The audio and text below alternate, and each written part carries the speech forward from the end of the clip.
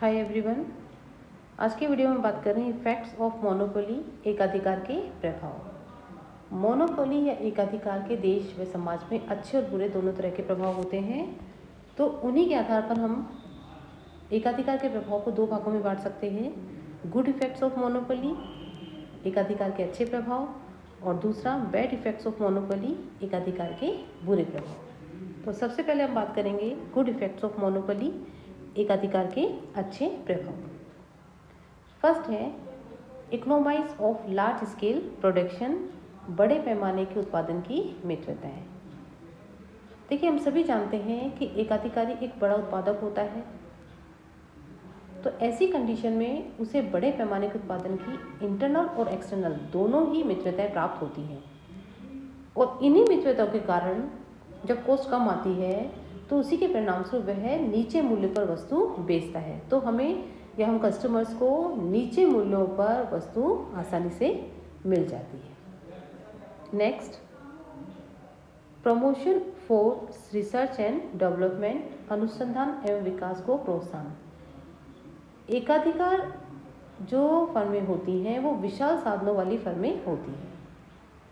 It means वह technique progress के लिए कि जो टेक्नोलॉजी डेवलप हो जाए उसके लिए लगातार रिसर्च और डेवलपमेंट पर अपने अधिक व्यय करती हैं, तो इससे नए नए टेक्निक्स मार्केट में आती हैं।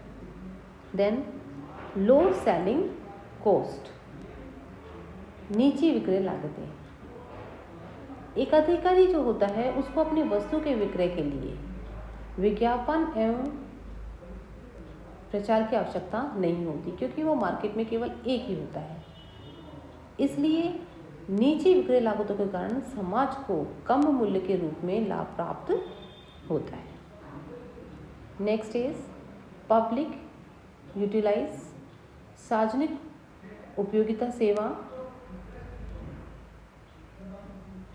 हम बात करें रेल, पानी तथा ऐसी अन्य सार्वजनिक उपयोगिता वस्तुओं की कुशलतापूर्वक पूर्ति के लिए सार्वजनिक एकाधिकार आवश्यक होता है। अन्यथा क्या होगा, पब्लिक को सही रेट पर वस्तुएं नहीं मिलेंगी, तो इसलिए ये भी जरूरी है। Then check on wastage of resources, साधनों के अपव्यय पर रोक। गलाकार प्रतियोगिता, कट थ्रोट कॉम्पिटिशन की बात कर रहे हैं, उसमें बहुत से साधनों का अपव्यय होता है जो एकाधिकार में देखने को नहीं मिलता है। तो ये कुछ उसके गुड इफेक्ट्स हैं। अब हम बात करेंगे बैड इफेक्ट्स ऑफ मोनोपोली।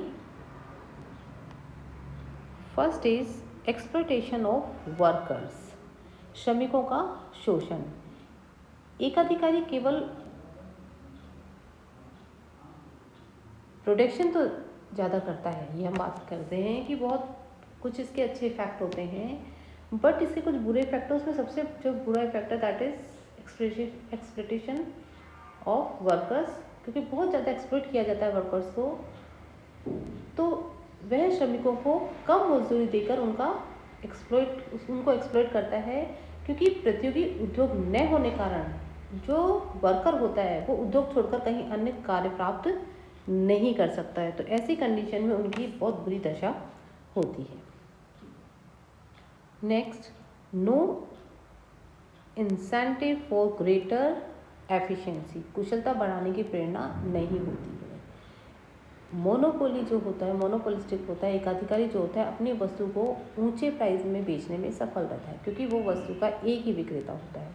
अतः उसे अपनी वस्तु की प्रोडक्शन कॉस्ट कम करने के लिए कुशलता बढ़ाने की प्रेरणा नहीं रहती है, और ऐसी स्थिति में अकुशलता बढ़ती है। देन एक्सप्लॉयटेशन ऑफ कंज्यूमर्स, उपभोक्ताओं का शोषण। एक एकाधिकारी न केवल वर्कर का एक्सप्लॉयटेशन करता है बल्कि उपभोक्ताओं का भी वो शोषण करता है। एकाधिकारी ऐसी वस्तु का उत्पादन और विक्रय करता है जिसके बाजार में निकट सब्स्टिट्यूट उपलब्ध नहीं होते हैं, और वह अपनी वस्तु को अधिक मूल्य वसूल करके उपभोक्ताओं का शोषण करता है। क्यों? क्योंकि वैसी वस्तु और है नहीं, तो एक उपभोक्ता उसी वस्तु को चाहे वो कितना भी दाम हो उसी पर लेने के लिए तैयार होता है। अतः वह अपनी वस्तु का अधिक ऊंचा मूल्य करके उपभोक्ताओं का शोषण करता है। साथ ही जो एकाधिकारी है मूल्य विभेद नीति अपनाकर क्रेताओं के साथ भेदभाव भी कर सकता है, तथा अनेक बार वह वस्तु की आर्टिफिशियल जो कहेंगे सप्लाई कम कर देता है, जिसके कारण कई बार बुरी कंडीशन आ जाती है। नेक्स्ट, नए उपक्रमों में बाधा। एक एकाधिकारी अपने एकाधिकार को बनाए रखने के लिए नए उपक्रमों की स्थापना में हर संभव कठिनाइयां उत्पन्न करता है तथा उन्हें वह हतोत्साहित भी करता है ताकि नए उपक्रम मार्केट में नहीं आ सके। Next is inequalities of wealth, धन का असमान वितरण। एक अधिकारी बहुत बड़ा प्रोड्यूसर होता है, एक बहुत बड़ा उत्पादक होता है तथा उसको अपनी वस्तु के विक्रय के लिए बहुत अधिक लाभ प्राप्त होता है, क्योंकि वो मार्केट में केवल एक ही होता है और साथ ही वह एक होने के कारण अपने उपभोक्ताओं और श्रमिकों का शोषण करता है। इस कारण समाज में धन का असमान वितरण होता है, इनइक्वलिटीज ऑफ वेल्थ सोसाइटी में होती है। Next is political corruption.